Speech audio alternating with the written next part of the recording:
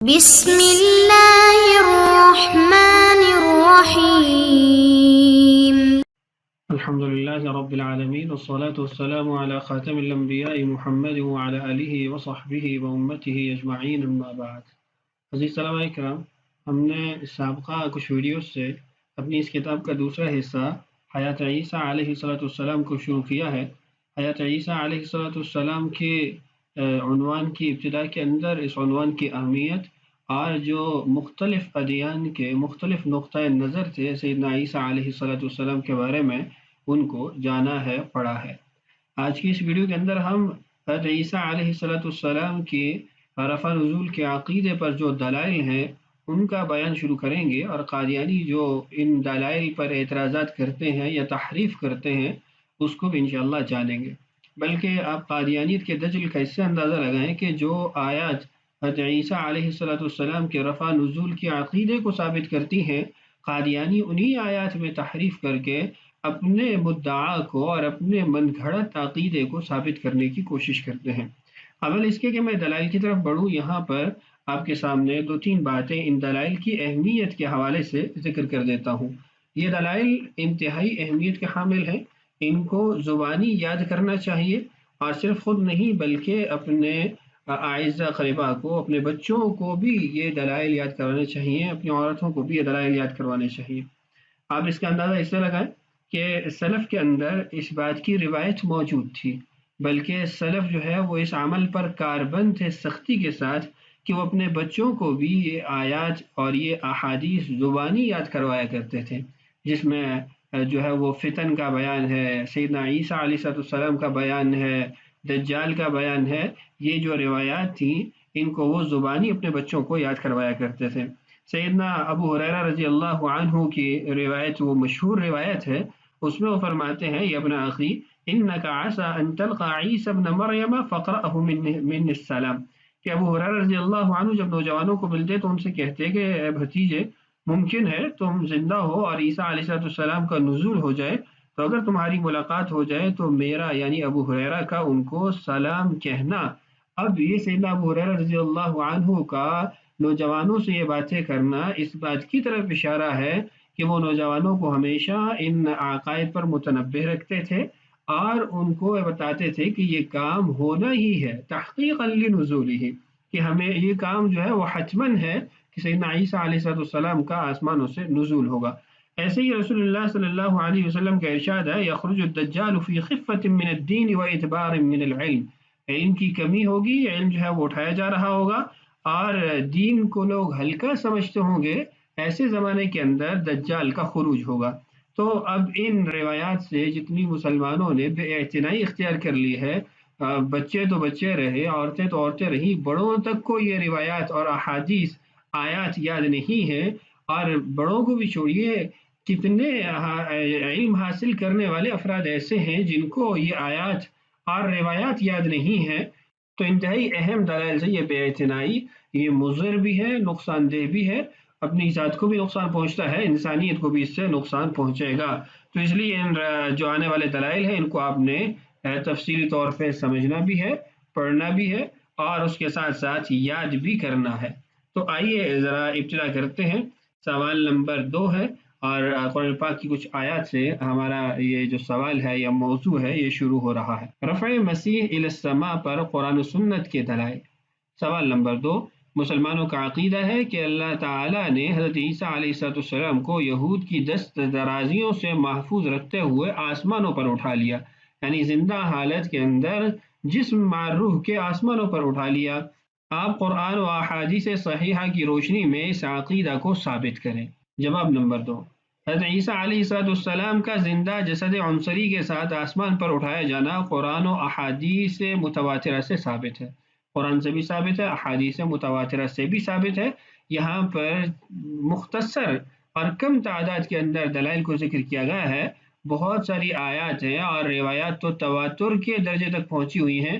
روایت کے بعد میں آپ کو کچھ کتابوں کے نام بھی بتاؤں گا، جیسے التصریح بما تواتر فی نزول المسیح ہے، اور اس کے علاوہ دیگر کتب ہیں، اس کے اندر آپ اس کو ملاحظہ کر سکیں گے، دلائل کو بھی اور قادیانی یا معترضین کے رد کو بھی۔ دلیل نمبر 1، اذ قال اللہ یا عیسیٰ انی متوفیک ورافعک الی ومطہرک من الذین کفروا وجاعل الذین اتبعوک فوق الذین کفروا الی یوم القیامہ ثم الی مرجعکم فاحکم بینکم فیما کنتم فیہ تختلفون. سورہ آل عمران آیت نمبر 55. ترجمہ دیکھیے. جبکہ اللہ تعالیٰ نے فرمایا اے عیسیٰ میں لے لوں گا تجھ کو اور اٹھا لوں گا اپنی طرف اور تم کو ان لوگوں سے پاک کرنے والا ہوں جو منکر ہیں، اور جو لوگ تمہارا کہنا ماننے والے ہیں ان کو غالب رکھنے والا ہوں ان لوگوں پر جو منکر ہیں روز قیامت تک. پھر میری طرف ہوگی سب کی واپسی، سو میں تمہارے درمیان فیصلہ کر دوں گا ان امور میں جن میں تم باہم اختلاف کرتے تھے. اس آیت کے اندر اللہ تعالیٰ نے جن باتوں کو ذکر کیا ہے وہ تو ہم جو ہے وہ تجزی کے ساتھ آگے پڑھنے والے ہیں، لیکن جو ہماری زیادہ تر بحث چلے گی، تفصیلی بحث چلے گی، یا ہمارا آپ محل استشہاد کہہ لیں اس آیت کے اندر، وہ اللہ تعالیٰ کا ارشاد اذ قال اللہ یا عیسیٰ انی متوفیک اور دوسرا رافعک الی، ان دو کلمات سے متعلق ہماری مختلف سوالات میں بحث ہوگی. یہ متوفیکہ کی بحث ہمارے جو جواب نمبر 2 ہے، یعنی سوال نمبر 2 ہے، اس کے اندر بھی موجود ہے. ایسے ہی 4 نمبر سوال کے اندر بھی موجود ہے. رافعک الی، آپ اس کو دیکھیں گے کہ اگلے سوال کے اندر بھی یہ آ رہا ہے، اور پھر اس کے بعد سوال نمبر 5 کے اندر بھی اس سے متعلق بات آ رہی ہے. تو کچھ بحثیں جو ہے آپ کو انہی سوالات کے تحت مل جائیں گی، اور کچھ بحثیں وہ آگے آنے والے سوالات کے تحت آپ کو مل جائیں گی. بہرحال آپ کے ذہن میں رہے کہ اس آیت کے اندر جو ہمارا اصل محل استشہاد یا محل بحث ہے وہ کلمہ انی متوفیکہ اور دوسرا ورافعک الیہ، یہ دو ہیں. اچھا، اب آیت کا ماقبل سے ربط دیکھیے تاکہ بات مکمل طور پر واضح ہو جائے. اس آیت کریمہ کے متصل ماقبل کی آیت کریمہ ومکروا ومکر اللہ میں باری تعالیٰ کی جس خفیہ و کامل تدبیر کی جانب اشارہ فرمایا گیا تھا اس کی تفصیل حسب بیان مفسرین آیت مذکورہ میں فرمائی گئی. اس محکم تدبیر کے وقوع سے پہلے ہی جبکہ یہود بہبود حضرت عیسیٰ علیہ السلام کی جائے قیام کا محاصرہ کر کے قتل و سولی پر چڑھانے کا ناپاک منصوبہ بنا رہے تھے، حضرت حق جل مجدہ نے ایسے خطرناک وقت میں سیدنا عیسیٰ علیہ السلام کو تسلی دینے کے لیے بشارت دے دی کہ آپ کے دشمن خائب و خاسر رہیں گے. دراصل یہود حضرت عیسیٰ علیہ السلام کے دشمن تھے. پچھلی ویڈیو میں آپ پڑھ چکے ہیں کہ وہ سیدنا عیسیٰ علیہ السلام کو نعوذ باللہ مسیح ہدایت نہیں مانتے تھے اور ان کے اوپر بہتان تراشی کرتے تھے، گالم گلوچ کرتے تھے، مارتے تھے. تو ایک مرتبہ انہوں نے سیدنا عیسیٰ علیہ السلام کو پکڑنے اور قتل کرنے کی خفیہ تدبیر کی. کیونکہ قرآن کہتا ہے وَمَكَرُوا وَمَكَرَ اللَّهُ، مکر یہ خفیہ تدبیر کے لیے کلمہ استعمال ہوتا ہے، تو انہوں نے خفیہ تدبیر کی سیدنا عیسیٰ علیہ السلام کو نعوذ باللہ شہید کرنے کی. تو اللہ تعالیٰ نے سیدنا عیسیٰ علیہ السلام کے لیے تدبیر کی اور ان کو بچایا. اللہ تعالیٰ کی تدبیر کیا تھی؟ اللہ تعالیٰ نے سیدنا عیسیٰ علیہ السلام کا ہم شکل ایک شخص بنا دیا جب وہ، اور حضرت عیسیٰ علیہ السلام کو آسمانوں پہ اٹھا لیا. جب وہ لوگ اندر داخل ہوئے اور سیدنا عیسیٰ علیہ السلام کے ہم شکل شخص کو پکڑا اور اس کو سولی پہ چڑھا دیا، پھر اس کے بعد ان کا آپس میں بھی اختلاف ہو گیا کہ ہمارا بندہ کہاں ہے. وہ تفصیلات ہیں، ہمارا محل استشہاد نہیں ہے. تو بہرحال حضرت عیسیٰ علیہ السلام کو زندہ حالت کے اندر جسم معروف کے آسمانوں پہ اٹھا لیا گیا، اور وہ دوسرا جو شخص جو ان کے شبیہ تھا اس کو سولی پر چڑھا دیا گیا. اللہ تعالیٰ نے جہاں یہ حضرت عیسیٰ علیہ السلام کو بچایا اور آسمانوں پہ اٹھا لیا، وہیں پر ان کو پہلے تسلی کے کلمات بھی کہے، اور وہ تسلی یہاں پر اس آیت کے اندر مذکور ہے. دیکھیے اس سلسلہ میں حضرت عیسیٰ علیہ السلام سے 4 وعدے فرمائے گئے ان کی تسلی کی خاطر. پہلا وعدہ، میں تجھ کو پورا لے لوں گا، انی متوفیکا، میں تجھ کو پورا لے لوں گا. یہ جو ترجمہ ہے کلمہ متوفیکا، اس کو آگے جا کے انشاءاللہ ہم تفصیل کے ساتھ ثابت کرتے ہیں. اور تجھے اپنی طرف آسمان پر اٹھا لوں گا، ورافعک الیہ. تیسرا، اور تجھے کفار یعنی یہود کے شر سے بچا لوں گا، ومطہرک من الذین کفروا. اور چوتھا، تیرے متبعین کو تیرے دشمنوں پر قیامت تک غالب رکھوں گا. وجاعل الذین اتبعوک فوق الذین کفروا الی یوم القیامہ. یہ 4 وعدے اس لیے فرمائے گئے کہ یہود کی سازش میں تفصیل یہ تھی کہ حضرت عیسیٰ علیہ السلام کو پکڑیں گے تو اللہ تعالیٰ نے ان کو کلمہ متوفی کے ساتھ تسلی دی کہ آپ ہمارے حفاظت میں ہم آپ کو اٹھا لیں گے، وصول کر لیں گے۔ دوسرا، اور طرح طرح کے عذاب دے کر ان کو قتل کریں گے۔ تیسرا، اور خوب رسوا اور ذلیل کریں گے۔ اور چوتھا، اور اس ذریعے سے ان کے دین کو فنا کریں گے کہ کوئی ان کا متبع و نام لیوا بھی نہ رہے۔ اب دیکھیے کہ 4 تسلیوں کو 4 جو ان کے مکر تھے، فریب تھے، ان کے ساتھ کیسے جوڑا جائے گا۔ لہٰذا ان کے پکڑنے کے مقابلے میں لفظ متوفی کا فرمایا، یعنی میں تم کو پورا بھرپور لینے والا ہوں، تم میری حفاظت میں ہو۔ اگر متوفی کا ترجمہ آپ جو ہے وہ یہ نہیں کرتے، بلکہ قادیانی جو ترجمہ کرتے ہیں ممیتو کا، تو پھر یہ تسلی تو نہ ہوئی۔ پھر تو جیسے وہ قتل کرنا چاہتے تھے، ایسے ہی اللہ تعالیٰ نے حضرت عیسیٰ علیہ السلام کو وفات دے دی اور اللہ تعالیٰ نے ان کی روح کو اٹھا لیا۔ پھر تو کوئی اس کے اندر تسلی نہیں ہے، بلکہ شہید ہونے میں تو زیادہ اعلیٰ اور زیادہ جو ہے وہ اللہ کا قرب کا باعث تھا کہ اللہ کے نام پہ شہید ہوئے۔ تو اللہ تعالیٰ نے ان کو اس موقع پہ وفات نہیں دی، بلکہ پورا وصول کر لیا۔ دوسرا، ارادہ ایذا و قتل کے مقابلے میں رافعک الیہ فرمایا، یعنی میں تم کو آسمان پر اٹھا لوں گا، ان کو موقع نہیں ملے گا کہ آپ کو تکلیف دیں یا آپ کو شہید کریں۔ اور رسوا اور ذلیل کرنے کے مقابلے میں ومطہرک من الذین کفروا فرمایا، یعنی میں تم کو ان یہود کی نامسعود کوششوں سے پاک کروں گا، رسوائی و بے حرمتی کی نوبت ہی نہیں آئے گی۔ چوتھا، اور آپ کی امت کو مٹانے اور دین مسیحی کو نیست و نابود کرنے والوں کے مقابلے میں جاعل الذین اتبعوک فرمایا، یعنی تیرے رفع کے بعد تیرے متبعین کو ان کفار پر، یعنی تیرے انکار کرنے والوں پر غلبہ دوں گا۔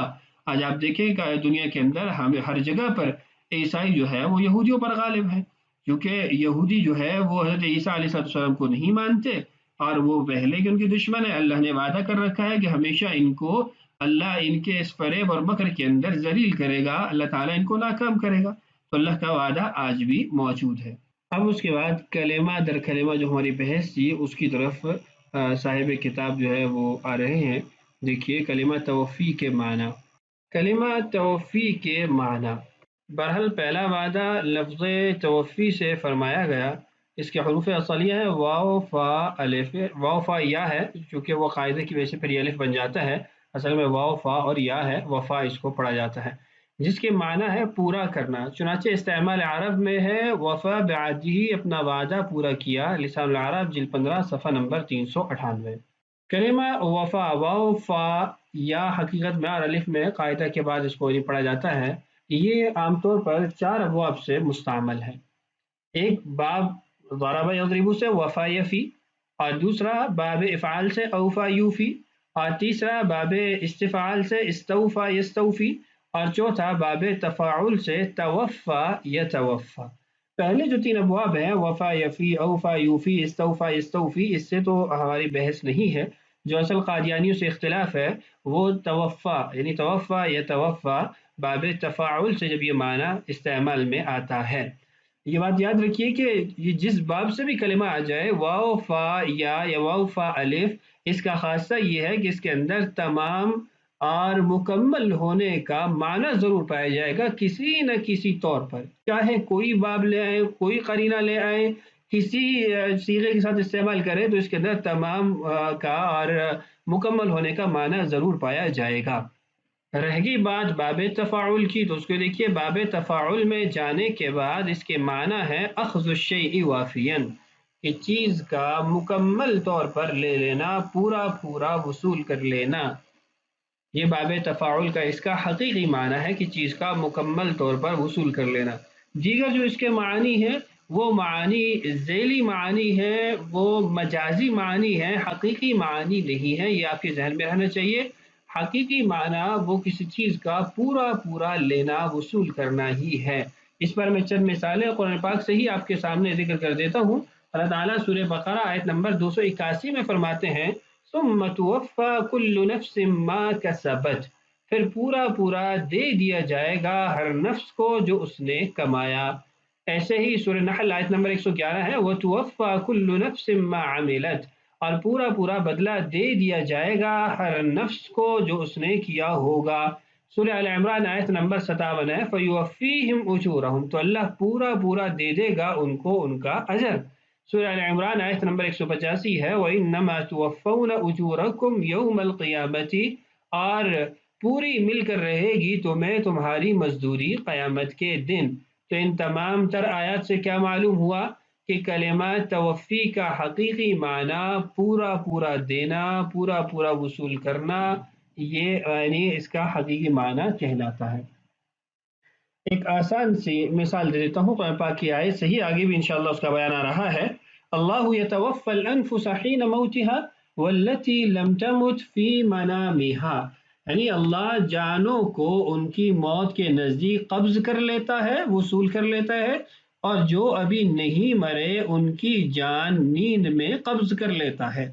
اب اللہ یتوفی الانفس حین موتها والتی لم تمت فی منامها، خود کلمہ نیند کے ساتھ اور کلمہ موت کے ساتھ کلمہ توفی کو ذکر کرنے سے یہ بات ثابت ہوتی ہے کہ توفی کا معنی کچھ اور ہے۔ توفی کا معنی نہ موت ہے، توفی کا معنی حقیقی طور پر، توفی کا معنی نہ حقیقی طور پر وہ نیند ہے، بلکہ توفی کا معنی حقیقی طور پر یہ ہے کہ پورا پورا وصول کرنا۔ اب وہ پورا پورا وصول کرنے کی نوعیت وہ موت کی ہے، وہ نیند کی ہے، وہ کسی اور صورت میں ہے، تو اس کے لیے پھر آپ کو قرینہ چاہیے ہوتا ہے، کوئی دلیل چاہیے ہوتی ہے جس سے آپ اس کو طے کرتے ہیں۔